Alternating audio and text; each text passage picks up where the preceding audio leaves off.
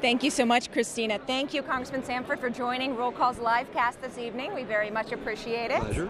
The president spoke a lot about bipartisanship this evening. The entire last page of his speech seemed to attribute it to that.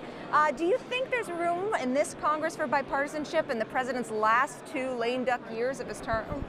I would say we all hope so. I think that you talk to people in my congressional district or others across this country, there are a lot of people very much hoping for results out of Congress. I think that the midterm congressional elections, to a great degree, were about can we get more in the way of results out of Congress.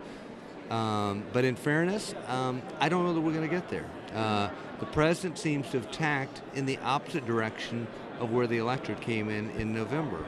And I was here in the early 90s. I remember President Clinton, when Republicans took the House and Senate in the early 90s, saying the era of big government was over. It wasn't over, but in fairness to President Clinton, he tacked to the right. You saw welfare reform passed.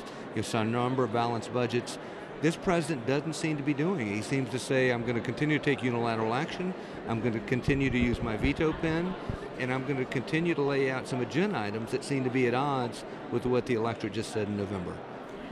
You mentioned your experience here in Congress in the 1990s. Any ways in which that is different from this experience today watching State of the Union? Any other ways? I mean, the institution itself is remarkably the same. I mean, amazingly human institution, amazingly human dynamic in the way that members of Congress interact on bills and ideas that they believe in or disagree on. But I'd say obviously a very different security overlay than when I left. I would say a degree of focus on fundraising that probably wasn't there when I was there in the 1990s.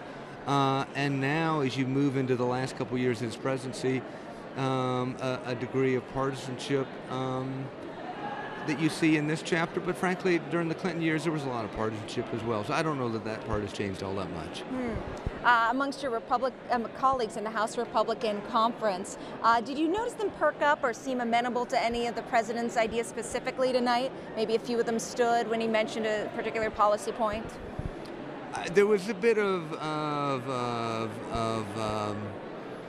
I don't know, comedy, levity, when he talked about energy independence, but a lot of folks obviously on the right side of the aisle saying, wait a minute, here's the guy that's going to veto the Keystone Pipeline. I don't know how those two go together. I would say, in fairness to the president, I stood. I think I was the only Republican that stood. Yeah, when did you stand? When he talked about Cuba.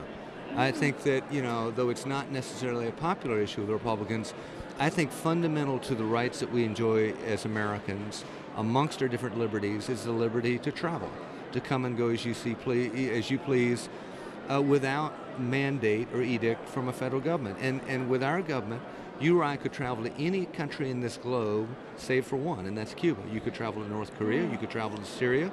It may not work out well for you, but in fairness, the federal government would not prohibit you from going there. That's not the case with Cuba. And in this case, I think, based on the constitutional liberties that we were guaranteed by our founding fathers, and based on a policy that hadn't worked over 50 years, it's important to try something different. So I stood there. I stood when he talked about trade promotion. I come from a coastal district. Trade is very, very important to the port in Charleston. And I stood when he talked about coming to Congress for authorization with regard to military action against ISIL. I think that Republican and Democratic president alike have gone off onto a very strange tangent wherein they just sort of declare we're sending troops wherever.